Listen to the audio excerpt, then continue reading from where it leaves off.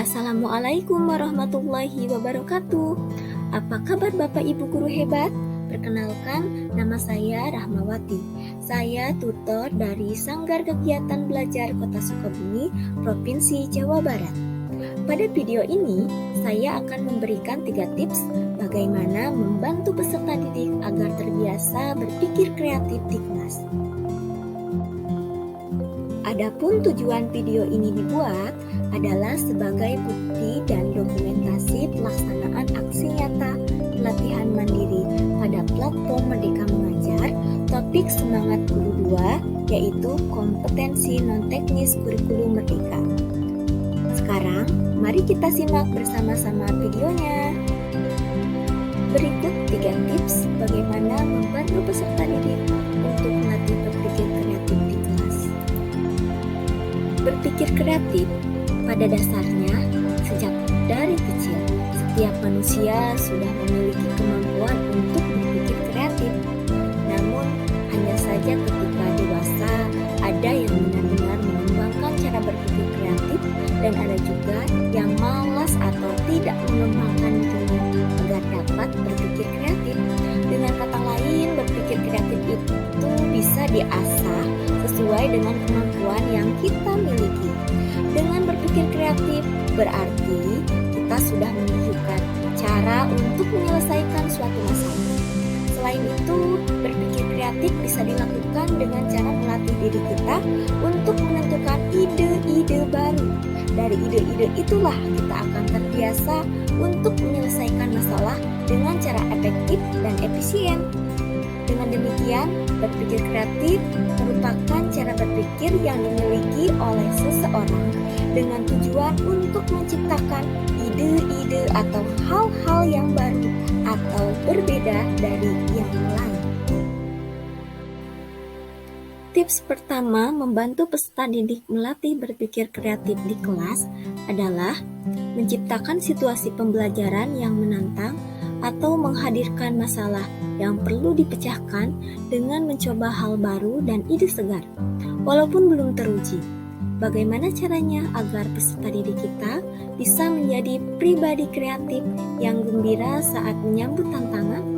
Salah satu caranya adalah menciptakan situasi yang menantang atau menghadirkan masalah yang perlu dipecahkan.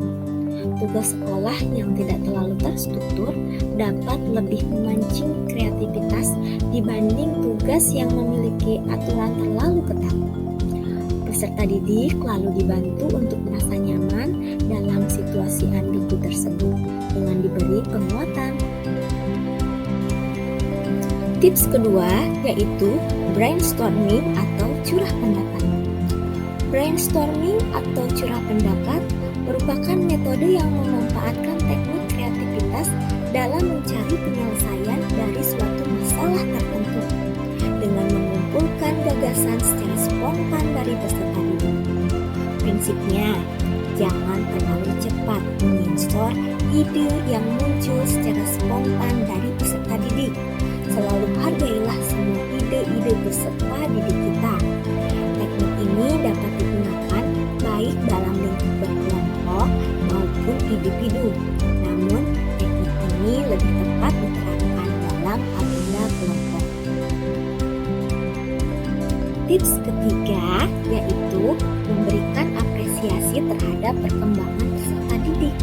Misalnya, jika Bapak Ibu memimpin kegiatan brainstorming atau curah pendapat bersama peserta didik, ciptakan suasana nyaman agar seluruh ide bisa tercurah. Misalnya, saat ada ide muncul, kita bisa memberi respon seperti ini. Bagus, apalagi ya? Atau, wah, menarik, bisa ditambah apa lagi ya? Atau juga, cakep, ada ide lain tidak? Supaya kita punya tabungan ide lebih banyak. Respon-respon tersebut mendukung tambahan ide tanpa menyatakan bahwa ide sebelumnya kurang baik. Tentunya sepanjang curah pendapat itu, peserta didik harus percaya bahwa guru akan menghargai serta mencatat dan mempertimbangkan semua ide. Dan apresiasi bentuk lain bisa juga dengan memberi applause bahkan hadiah kepada peserta didik yang sudah memenuhi apa yang sudah ditargetkan.